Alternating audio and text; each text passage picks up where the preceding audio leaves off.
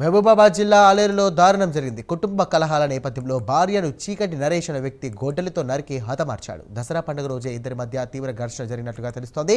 ఇవాళ మాట పెరగడంతో భార్య చీకటి స్వప్నపై దాడి చేసి హతమార్చాడు. స్థానికుడు వచ్చేలోపే అక్కడి నుండి పరారయ్యాడు. విషయం తెలుసుకున్నటువంటి పోలీసులు ఘటనా స్థలానికి చేరుకొని దర్యాప్తును ప్రారంభించారు.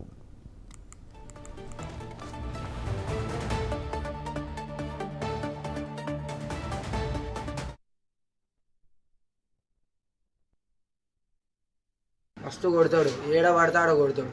ఆడపోతే అన్నుకుంటే కథమే ఇట్లా గమనాలి. రక్తం వెళ్ళదు మరి మొత్తం ఇట్లా రక్తం ఇట్లా గడ్డలు కట్టాలి. అట్లా కొడతాడు అమ్మను. ఏ కొడుకన్నా చూసుకుంటూ ఊరుకుంటాడా? కొడతానని నెట్టేసిన నా మీద గొడ్డలు పట్టుకొని వచ్చింది.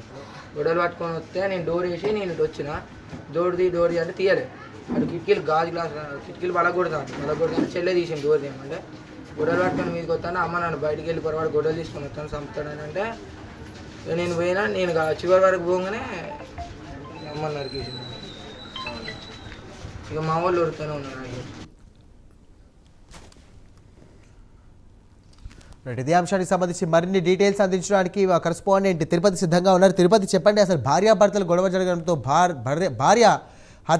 భార్యను హత్య చేసినట్టుగా తెలుస్తోంది. ఈ సందర్భంగా ప్రస్తుతం కుటుంబ సభ్యులు ఏమంటున్నారు, పోలీసులు ఏమంటున్నారు?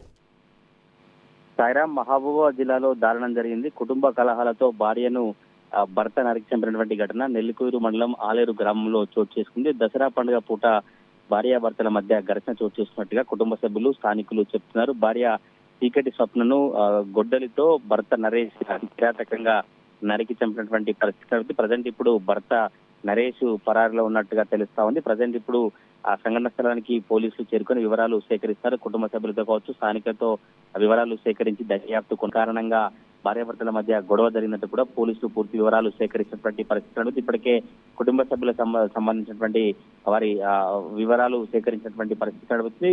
ఒకవైపు దసరా పండుగ వేళ భార్యాభర్తల మధ్య ఘర్షణ చోటు చేసుకోవడం, కుటుంబ కలహాల కారణంగానే భర్త భార్యను నరికి చంపినట్టుగా కుటుంబ సభ్యులు, స్థానికులు చెప్పినటువంటి పరిస్థితి నడుపుతుంది. మరి చూడాలి, పరారులో నరేష్ ను పూర్తిగా పోలీసులు అదుపులో తీసుకున్న తర్వాత ఎందుకు ప్రధానంగా భార్యను చంపాల్సినటువంటి అవసరం ఏర్పడింది, ఎప్పటి నుంచి గొడవలు ఉన్నాయి, అసలు భర్త నరేష్ పోలీసు విచారణలో ఏం చెప్తారనే చర్చ అయితే గ్రామంలో జరుగుతా ఉంది. సాయిరామ్.